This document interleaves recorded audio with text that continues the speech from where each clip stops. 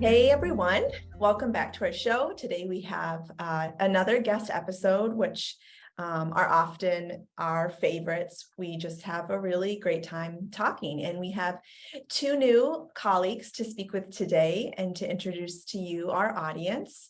So I'm going to tell you a little bit about them, and then they will jump in and we'll have a chat. So it's Jeremiah Gibson and Julia Postema.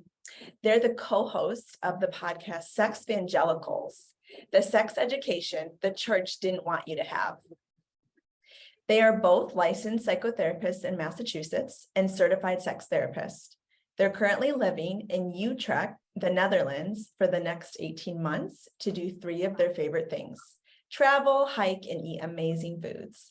You can learn more about them on Instagram at Sexvangelicals and through listening to this conversation that we're going to share today. So welcome, guys. Thanks. Thank you. Thank you for having us. It's great to be on the show. Yeah, we're excited to have you guys have this conversation. As I was listening to the bio and reading it, a question that came to my mind is, what type of good food is in the Netherlands? 'Cause I don't know if I've ever had like Dutch food. I wouldn't say that the Dutch food is the most amazing. Okay. We love very spicy food, and spicy. Yes. And Yes. typically when we order spicy food, it is not very spicy here.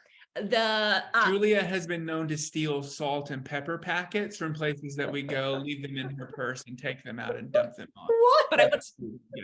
But I would like to have the red pepper spicy packets. They do have incredible cheese. So the cheese markets are phenomenal. And the open air markets have some great produce, but not so much in the spicy food genre. We haven't tapped this enough, but Indonesian food is a really big food here. Okay. And we've had Indonesian food, it's been amazing. So Indonesia is a former Dutch colony. Okay. And really, really rich, flavorful foods. So I would say the foreign foods, Indian foods, Indonesian foods. Okay. If you want spicy food, you need to come visit Thailand. I know. You gotta see us too. Because that is some spicy food with like just a little bit of spice. Like, no, you don't want just a little bit. And they just like put the peppers on, and we are dying. The counseling center that Luke used to work at here, the Thai chef, she would put, there's this yummy salad called somtam, which is like a unripened papaya that's shredded. It's delicious. But so good. Tell them about those times of eating that. Oh, so they would I like the salad kind of spicy, and like for a foreigner, like 1 or 2 peppers is like makes it like, okay, my mouth is on fire, my lips are red, and my eyes are watering. They like it around 10 peppers.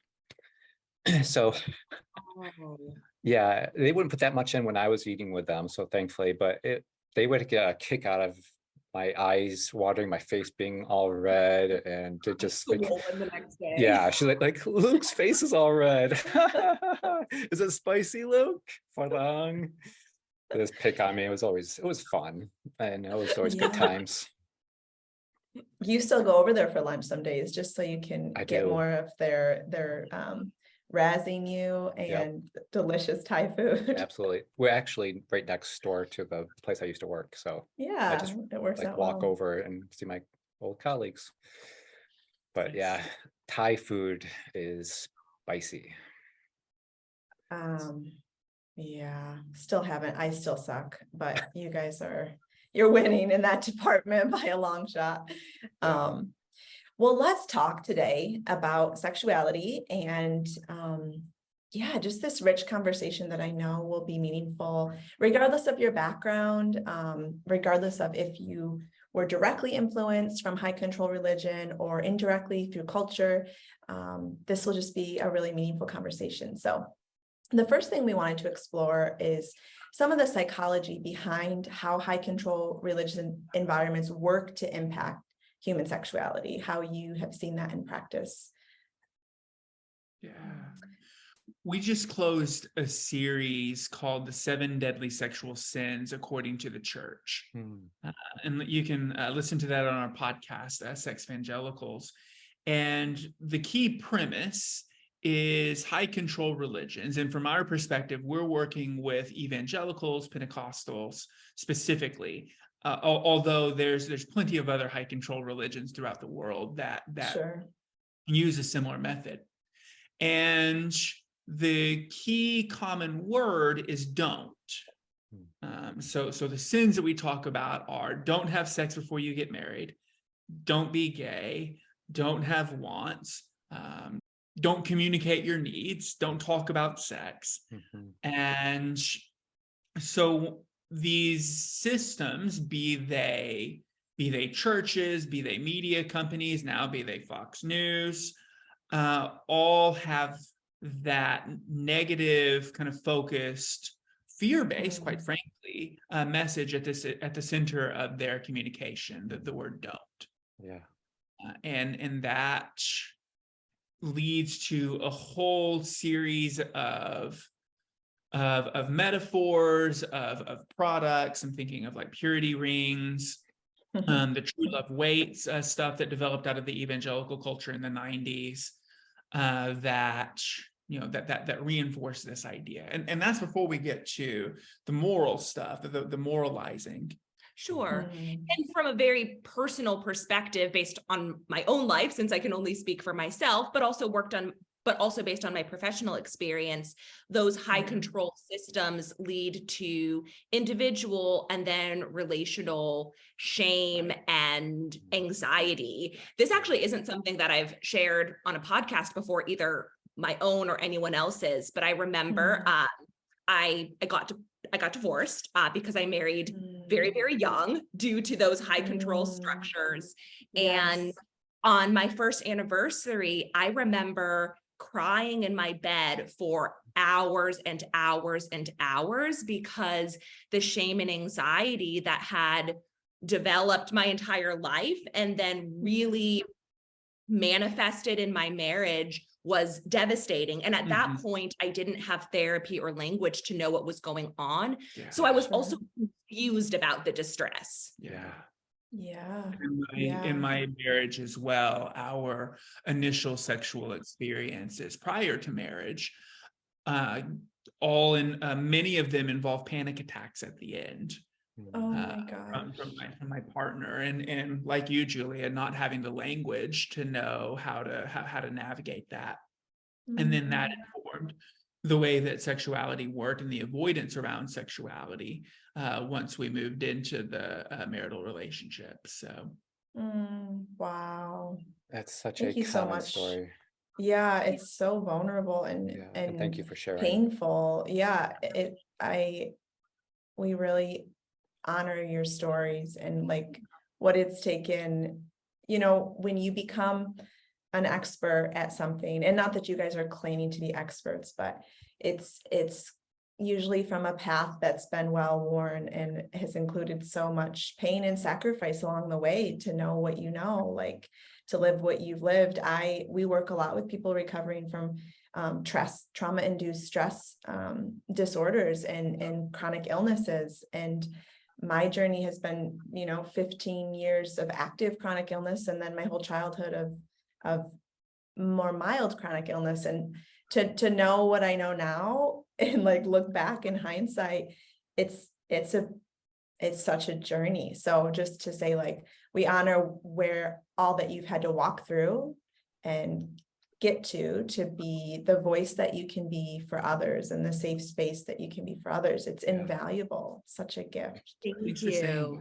Thank you. And people often assume that sex therapy is very glamorous kind of work, and it can be healing. And I laugh a lot with my clients and I love it, but I would never describe it as glamorous. And my route into sex therapy does have so many ties to my own story. So sex related therapy and is, as a professor told me in my postgraduate training, always about grief and loss. So I tell my clients that they are very brave, and I'm thankful that when I did find a sex therapist, that she was able to honor that bravery too. I just had somebody send me an article, a quote in that was, if we stay inside our stories, those stories of our deepest heartache can become the context for our deepest joy. I think that's what we're talking about, and what you guys are describing is maybe not, we're not thankful for the heartache, but if we are able to stay in those stories, heal from those stories, rather than turn from them or find shame in them or ignore them, they can heal and become the greatest joys. And joys, whether that's healing or joys as in I'm helping other people heal because of the journey that I've been on, I already went on. Yeah. Hopefully both. Right. Hopefully Right. personal and the flow out into that's like our tagline or our name of the podcast, Fill to Flourish. Like we fill, we flourish, and then that's a gift to those around us, hopefully. Yeah. And I hear that in your guys' story. So anything else with that comes up about the influence? I'm still thinking, Luke, about your quote about the connection between grief and joy, and thinking, Julia, about how our relationship developed kind of in conjunction with our interests in working with religion and kind of moving out of religious spaces. I had actually just been fired from a church probably, 8 weeks before meeting you, is that right? Wow. Time's good contact. But how for both of us, our discussions around the church and the ways that we individually have been like harmed from messages from the church, and then also have seen like other people that we love, other clients that we've worked with, be limited and constricted, like being able to talk about that led to and process our stories together, and having that kind of shared experience led to a lot of joy for us. And so that connection between grief and joy can happen within a small amount of time too. And maybe another way of thinking about grief is vulnerability, and the vulnerability being, at least from my perspective, the ability to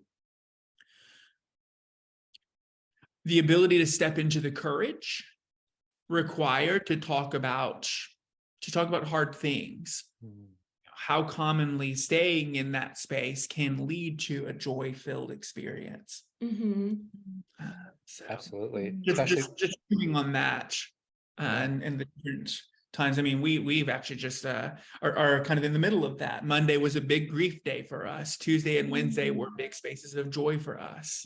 Right. Wow. So what I remind myself, and what I'll often share with my clients, is that we heal, we re-heal, we keep on healing.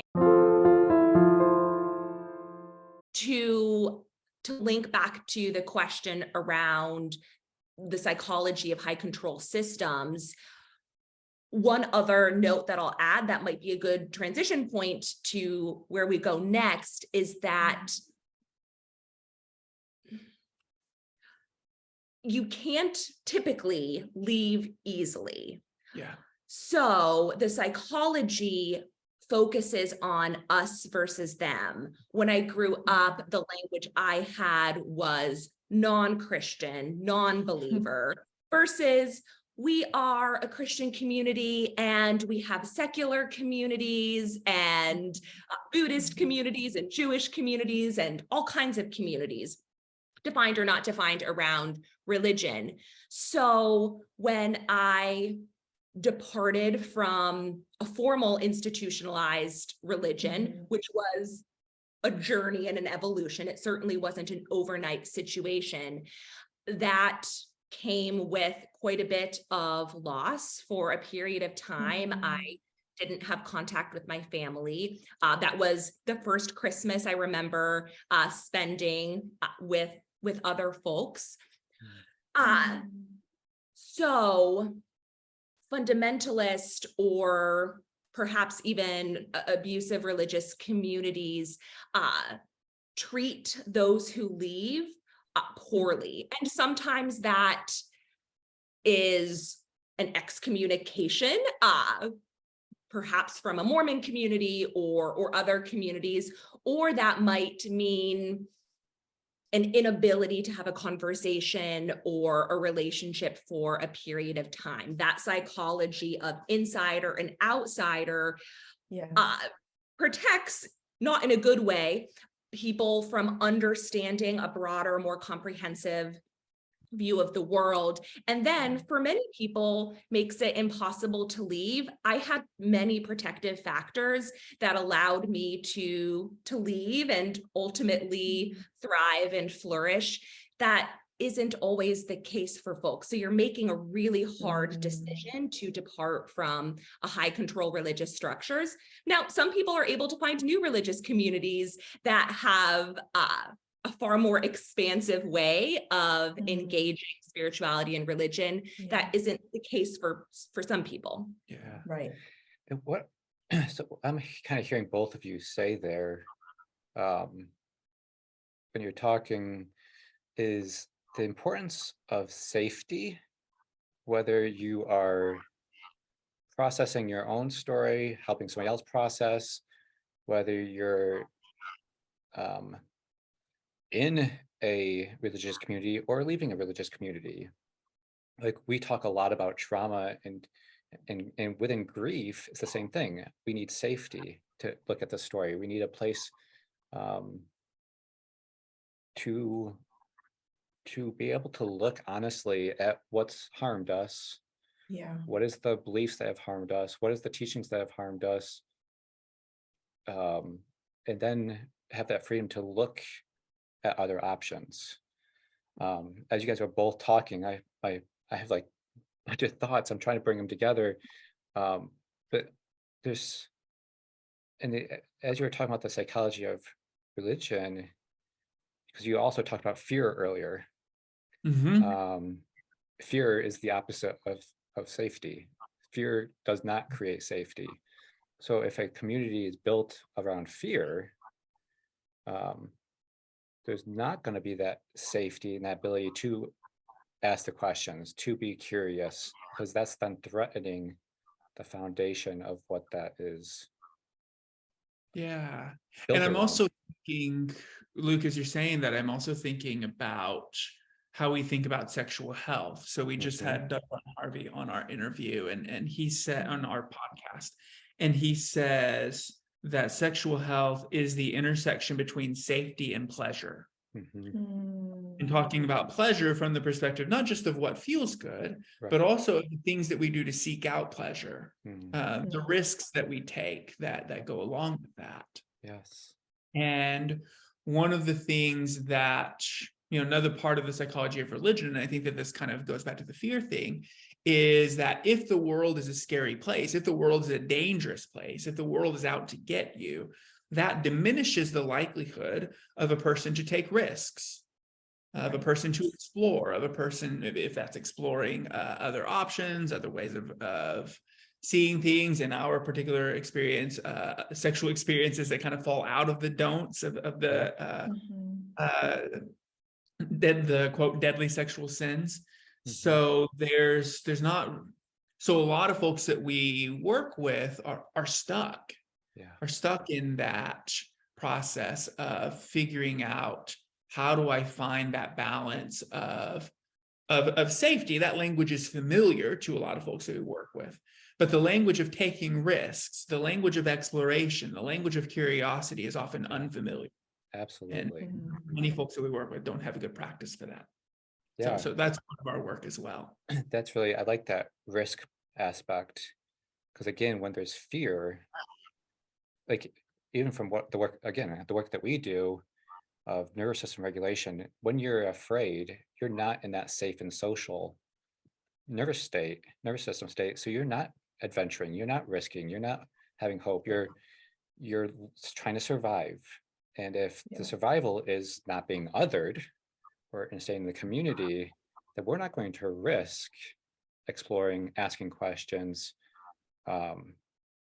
We're going to try to find survival, and which is easy to control, which is also then is very confusing because no one wants to talk about it. You have questions, no one to ask those questions, no one to explore.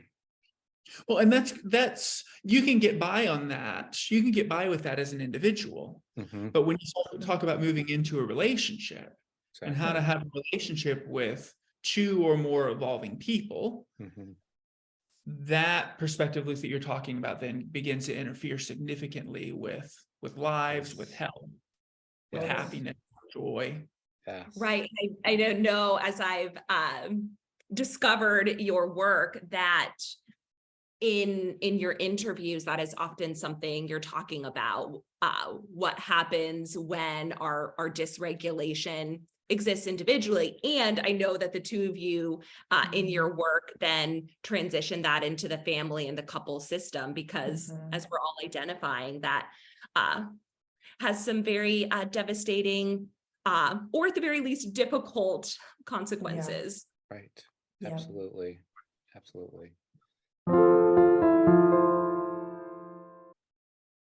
It reminds me of how if we really didn't need each other, if we really could find all the co-regulation we needed without the co, with just the self, not just intimately, but as relational humans, it'd be a lot easier.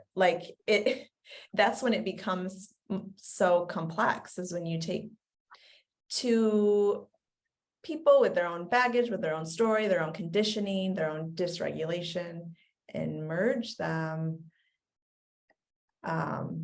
So Julia, you're totally right. We focus a lot on nervous system dysregulation in the context of relationship, because that just feels like there's ample room to grow there as a collective.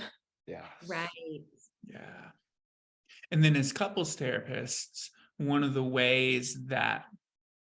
things that we focus on as couples therapists then is the relational process between two people, the ways that, Lauren, what you're describing, that individual kind of neurological process that's going on, how that impacts the space between two or more people, and then being able to talk about that space and using that space as a way to help both people develop new patterns of communication with each other. And as sex therapists, we commonly start with sex as a way to do that, as a way to explore that. But yeah, that's it's really, really hard work. It's complicated work.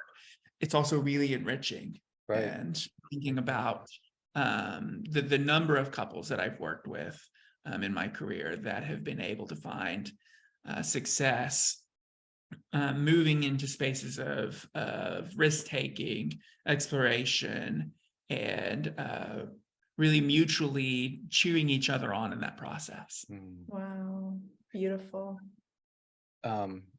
So in those conversations, because there's not very many people, whether in religious communities or in general, that are really comfortable or have practiced talking about sex.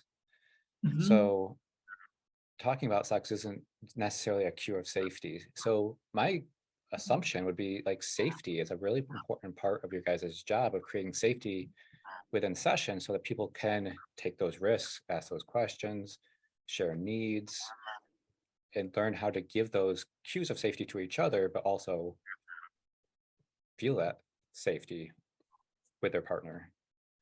Absolutely. Okay. How do you guys do that? How do you guys create that environment? Yeah, good question. I think the safety develops in multiple different ways. And what we know from research is that the therapeutic relationship is the most important foundational part of a successful outcome, however the couple or individual defines success. Right. So I am constantly building and rebuilding trust with my clients. I try to model that safety. So one very tangible thing is asking permission and practicing consent. And I wouldn't say, okay, now I'm going to practice the value of consent with you. I'll say, okay, we're talking about sexuality. Check in. How are we all doing here moving into this conversation? Okay. And if something isn't feeling good or feeling safe, then we'll talk about it. And I'll ask permission. Okay, so here's something that you both mentioned. Is it okay to move in that direction? And I am also someone who's pretty direct. So we'll define together, what does it mean to build that safety together? How have you practiced it in other contexts? Because so often sex therapy doesn't necessarily begin with sexuality. If a couple is feeling anxious around sexual health decisions, they are probably feeling anxious around other decisions as well. So from a very hopeful perspective, chances are the couple has developed some safety in other kinds of contexts in making other decisions or having other conversations. So we can also use that as a foundation and remind them that they have some good skills there. Yeah. No, that's a really good way to talk about sex is slowly. We use language tiptoeing, asking for permission, those kinds of things. I'm also thinking, Julia, about the fact that a sexual experience happens in a context. So by that, I mean, if two people decide to have sex, they're doing it in a specific space. They're doing it in a specific time. So time meaning both particular time, so 9:40 a.m. our time currently, and also like length of time. And that there's also there's also speed, there's also pace that happens to it. There's a movement that happens, and not just movement in terms of, how are two bodies going to like fuck, but movement in terms of how are two bodies going to move into a sexual experience? How are two bodies going to move out of a sexual experience? And so what we find is that the space conversation and talking about space like that can lead to a lot of creativity, a lot of kind of fun ideas. But the time and really the movement and speed things, that's what catches couples up, because what we often find is that two couples have different paces for moving in and out of a sexual experience. And the recognition then that one, that's normal, that's perfectly okay. That doesn't mean that your sexual relationship is doomed. And finding a sense of acceptance and understanding more of the context about the why, should we need to, about a person's particular pace for moving into, out of, through a sexual experience, that's a lot of really important work. And a lot of criticism, a lot of judgment can come out of those differences. We call that, in the sex therapy world, desire discrepancy. I would argue that most desire discrepancy is not really desire discrepancy, but it's differences in pace between two people. And framing it that way often moves people out of a space of judgmentality and into a space where people can learn more about each other and be more curious about each other. And I could give two examples, one from our relationship and one from my previous relationship, to piggyback on what you said, Jeremiah. We recently had a conversation that actually started as a conflict around the different pacings that we have in moving into a sexual experience. So I learned quite a bit about you and the way that you think and engage sexuality. And then I was also able to share more about my own experiences in to be more explicit. For me, moving into a sexual experience is potentially a 24 to 48 hour build. And for you, that might be 5 minutes.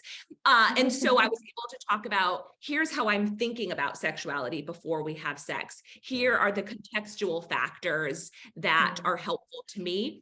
Emily Nagoski, who is a sexual health educator, has some really great resources on her website, and I've done them with clients quite a bit. And I remember thinking, how come we haven't done some of this together? So that was helpful for the two of us.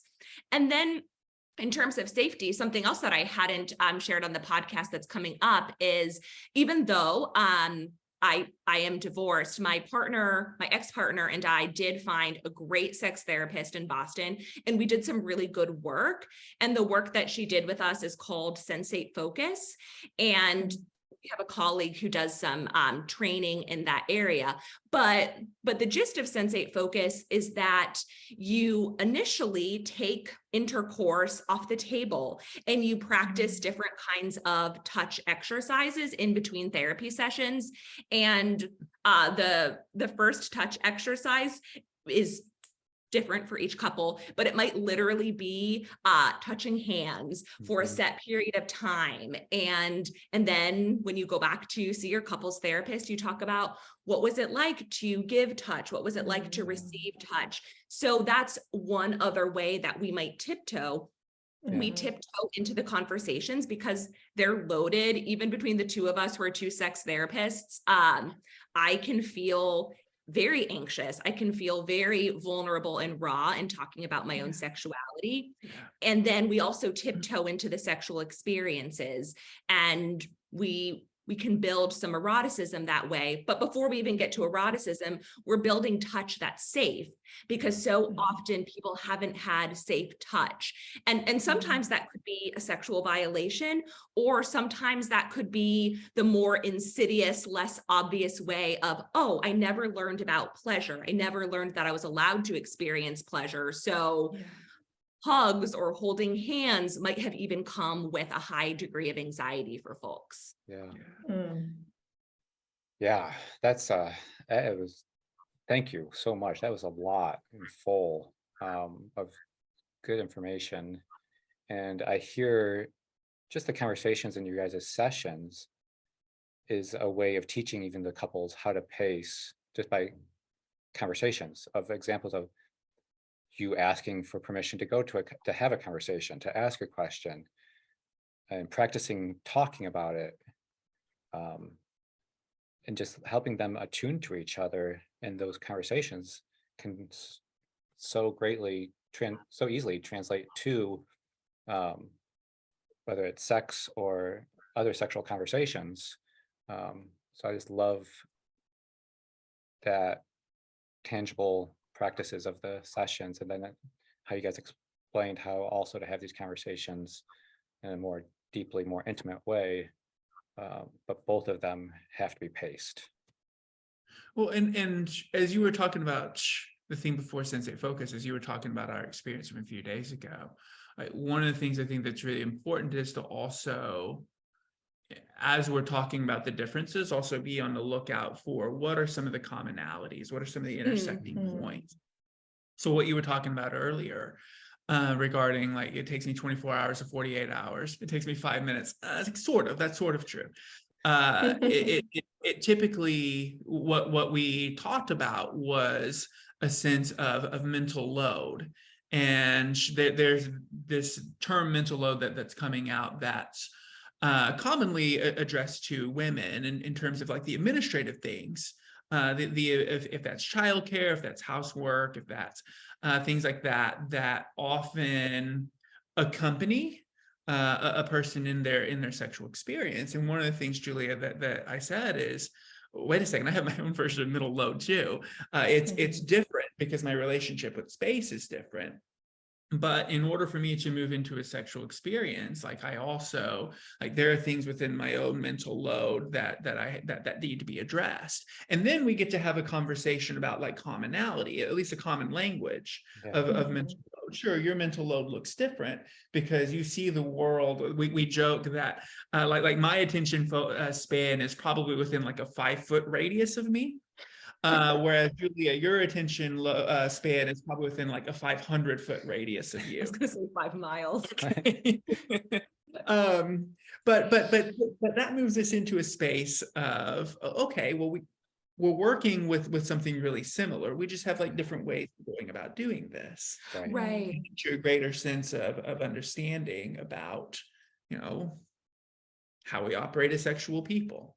Right. And I'm glad you mentioned the part about the mental load, because then that moves out of the assumption that one partner might have a mental load exclusively versus the other partner. And there are certainly couple relationships, as you said, Jeremiah, social conditioning around gender can impact a couple relationships. Absolutely. So there are times that in heterosexual couples we're dismantling some of the internalized sexism or misogyny.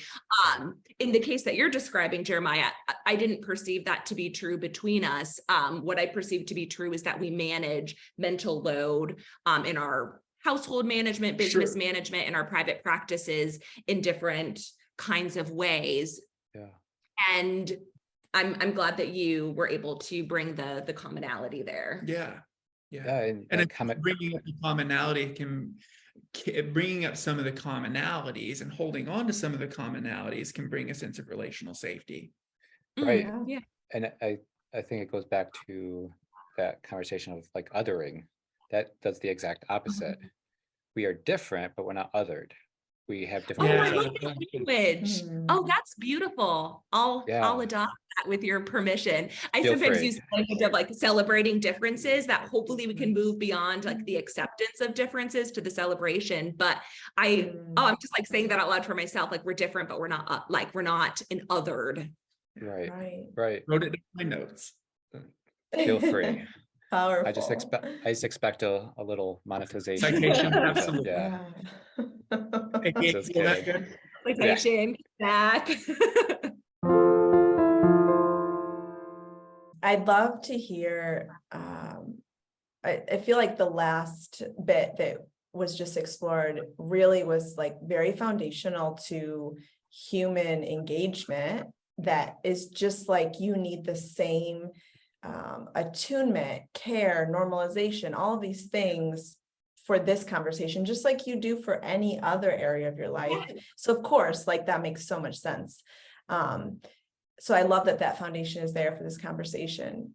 And my next question is, what are the specific issues or kind of patterns you see in people that have had a lot of influence from high control religions? How does that play out? What could that look like? Primarily, from my perspective, anxiety and shame, and then that manifests into so many other areas. One of my strongest criticisms to the field of psychology is diagnostic language that blames individuals. So anxiety or shame might cause someone to say, and I would tiptoe into a challenge of this, that a person has erectile dysfunction or hyposexual disorder or vaginismus and vulvodynia. And those might be symptomatic of a pattern. And I love that you said pattern, a pattern that exists between the couple, often rooted in shame and anxiety. So when we can peel back some of the diagnostic language, then we can come to a root that impacts both people, and we can approach it from a partnered perspective rather than a labeling kind of perspective. Well said.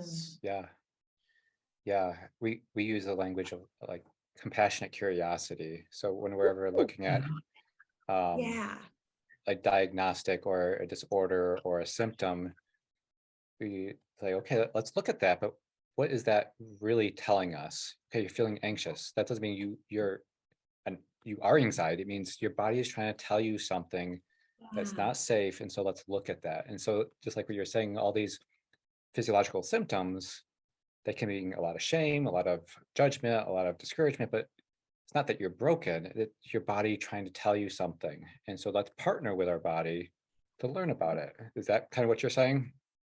Yeah.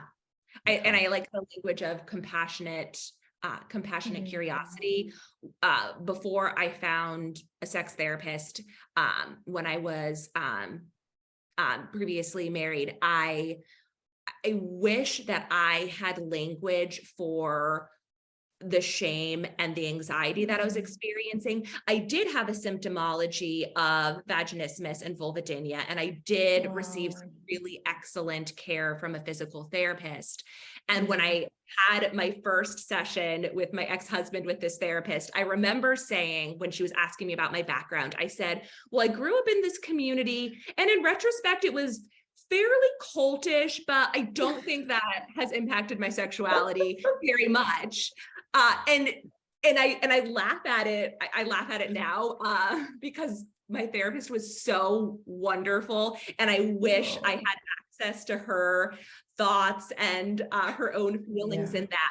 But it was really through that therapy that I and my ex-husband were able to see these sexual challenges not as something wrong with me. And my ex-husband is a lovely person. He was never blaming or shaming towards me, but I didn't have the language that high control and weaponized religion had created patterns of anxiety and then created patterns of pain, or pain, also shame. So in that work, our therapist, Nancy, was able to help us peel back the layers.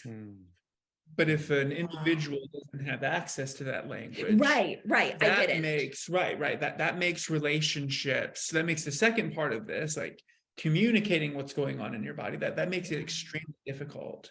And without an understanding, Luke, of what you're talking about in a practice of an understanding of how anxiety impacts your body, like that has a really high likelihood of distorting communication, either avoiding it altogether, or whenever anxiety comes up, rather than the anxiety being communicated, like other things come out, criticism, the control, typically one of those two things. So right. So then we were able to address the anxiety and the shame as something occurring in the relationship, and something that was both learned in my conditioning that then took hold in my body. Work on sensate focus and some structured touch exercise helped me and helped many people to access some of the physiological dysregulation that was co-occurring with the emotional and mental and relational dysregulation. So sensate focus also slows you down, slows down your thoughts, slows down your body. And I was able to recognize that even non-sexual touch activated unsafety in me, and then unsafety in the relationship. Wow. So this is really cool. And we love to see the overlays of things. It just makes everything make more sense. But as you're talking, I'm just like, this is so awesome.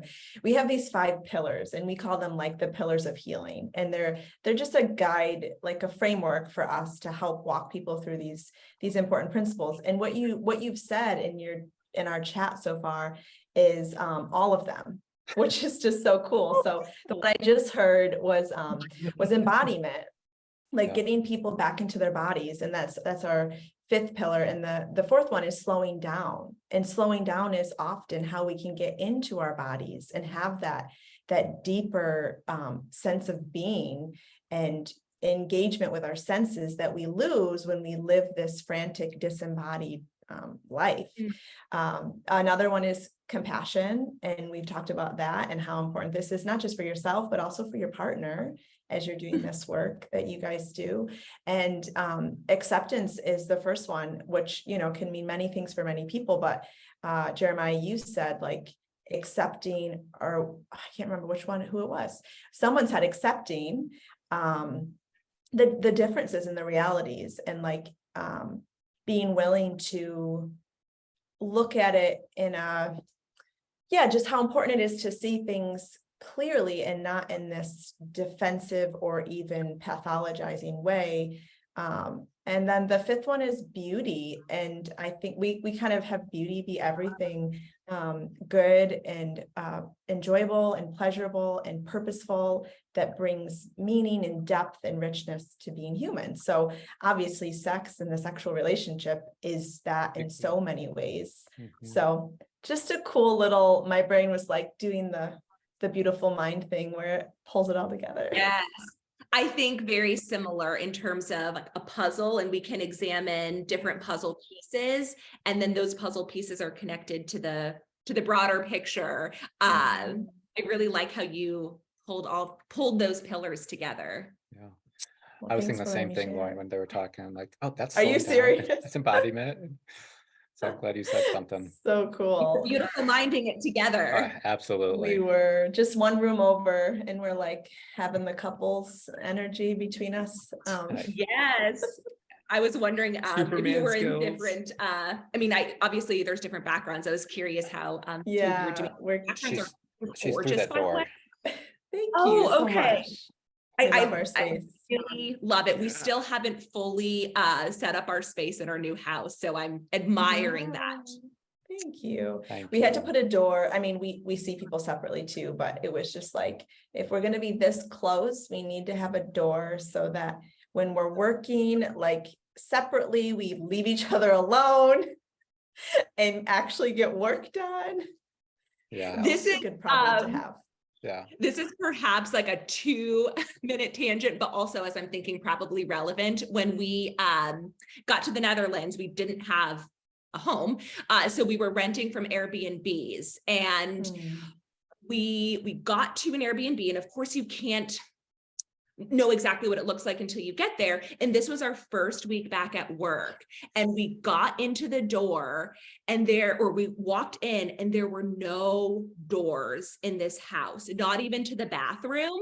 And actually this is probably very relevant to our conversation. So I personally melted down like hardcore, like on the bed sobbing, because we had just moved to another continent, and for my safety in myself and in our relationship, particularly with a trauma history, need closed spaces. Yeah. And we didn't have that for a month. And we were also seeing clients separately, so we had to do some funky like sound machine types of things just to practice HIPAA. But that led to a really important conversation in our relationship about how important having closed spaces is for me. And using that interaction between the two of us has actually helped me to have conversations with clients about what it means to have safety in the relationship in terms of space from a literal perspective. Yeah.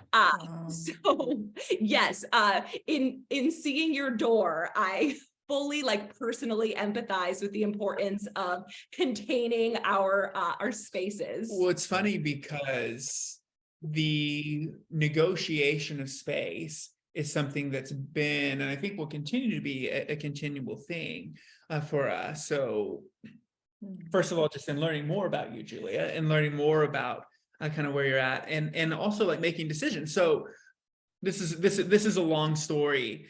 We had to kind of rush into finding a spot because of some weird Airbnb stuff, but I was kind of keeping in mind that, okay, well, I know Julia needs her space, so having like a multi-floor space is something that's really important to us. And so I'm like, I lucked out. I found this. I am super obsessed with finding houses on Zillow and Funda, and I geek out for hours about that. And so I found like this multi-floor place. I'm like, hey, this is great. You get one floor, I get one floor. But recognizing like the complexities of space, including the fact that this place didn't have a door, any doors. The fact that sound travels between one floor and the other because, and this is true in our house too, because the ceilings are really high and everything is wood floor. So sounds like flying around all over the place here. Yeah. Just like recognizing, oh, what you mean by space is this. And each time we come back to the conversation about space, Julia, your definition of space, or maybe more my understanding of space, becomes more and more both complex and also specific. It becomes more deepened and specific. That's what I meant to say. Yep. So I took us on a tangent. I'm sorry for that. That's okay. It's a neat tangent. Yeah. You said it is relatable. And it's a beautiful example of how to love your partner in the details and in it's just, to me, like, we see everything through the lens of attunement, and that's just beautifully attuned when you can, do that for yourself and realize, oh, wait, this is really important for me. And also when your partner can realize this is important for them, it just deepens intimacy for sure. Absolutely. Yeah. And that example helped me to think about what it means to create space in like a detective sort of way, because we perhaps think about safety sometimes in these obvious kind of ways that are so important, but we all create safety individually and relationally in different kinds of ways. So that might not have occurred to you, Jeremiah, that from a sexual perspective, from a relational perspective, like doors, they're very important. Yep. And I think John Gottman uses the language bids. And so that's, those are just little bids that you're giving, like doors are important. That's not directly connected to sexual, like sex maybe, but it's like, here's what's important to me. Do you care? And then if you do care, then then you feel more we notice people, our partner receiving our bids, the more safer and more we're able to be vulnerable to give more intimate bids and have those deep conversations. And so it all works together, not just focus on the sex part and everything else will fall into place. Like, you have to, there has to be safety and attunement on the all aspects, or at least an effort. And then the way that you negotiate dishes or doors can help you to then negotiate sexuality. It gives gives you something perhaps for some people less threatening to practice. Exactly. Absolutely. That makes a lot of sense. So I'm curious, because this is, I think important, is like within a relationship, you can cut this out, Lauren. If you're not comfortable answering this question, feel free to just let us know. So I'm interested in whether we can talk about how does abuse being present in a relationship play a part in the sexual relationship? How do you help people navigate that? And sometimes it's overt abuse, and sometimes it's like covert abuse or spiritual, like religious teachings that are abusive teachings that they don't even know is abusive. So how do you help people navigate the overt and the covert? We were talking about this a little bit via email and messaging, because this is so complex and we could have a multi-day conversation about this, or a multi-day training between the four of us. Starting from perhaps how we can navigate this well is that it would require both people in the partnership to acknowledge the pattern that is abusive. If an abusing partner is either is unwilling to acknowledge the abuse and the harm to both the individual and then the system, we're limited in that work. However, if a couple together defines, oh, we have a pattern that's abusive, and both partners, particularly the abusing partner, able to recognize what's happening, what's abusive, what's the harm, then we can interrupt the pattern and create systems of safety and hopefully ultimately flourishing. What can be complicated is that sometimes abuse does occur in well-meaning couples. And often we think about abuse in these very dramatic, overt kinds of ways, which is obviously essential to the health of couples and families. However, I've worked with couples in which we've uncovered an abusive pattern, and the abusive partner might be, oh, my goodness, I did not know, I had no idea, especially if that abusive pattern occurred from the context of a high control religious environment. And when we've got some accountability, some responsibility, and understanding of what the harm is and the impact, then we can develop new patterns. Both of you have used the language of patterns. We use the language of patterns and systems as relational therapists. So we want to interrupt that pattern and create new dynamics between the couple. Yeah. And I would even say, I'm laughing just thinking parallel process here that Julia, you're thinking and described really beautifully, like kind of a big picture. And I'm thinking about kind of a very specific, like narrow 5 foot in front of me kind of thing. And thinking about just like thinking about what does abuse mean? And I'm really careful to talk about what I'm seeing in front of me from the relationship of space. So thinking about abuse from the perspective then as a violation of space. My relationship with space, my rules around space and my relationship with space are these particular things. Like if you violate this space, here are some of the consequences of that. Like I shut down, and quite frankly, like I have no other option.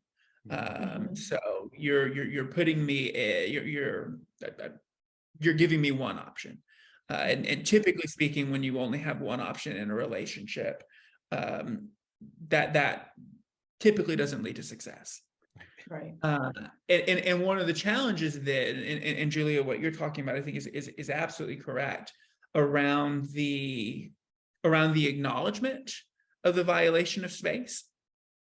So I was thinking about, for instance, like another example is, so the inverse of the pattern that I described with you is what happens with me. Sometimes I'll be like super like locked in to focusing on a project, and Julia, you'll come in and like check in on me, which is a perfectly like reasonable thing to do. I feel myself getting sucked in because when I'm in my 5 foot bubble, there's also not a lot of room in the 5 foot bubble, so it's really easy for me to get overwhelmed. And so there's a couple things that happen then. First of all, Julia, there's a complete kind of assumption between the two of us, like neither of us are trying to harm the other person.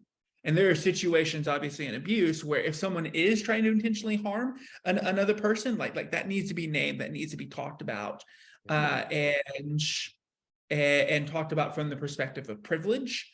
Talked about like what gives you the right to violate this other person's space. How did you learn that you have the right to violate another person's space in this particular way?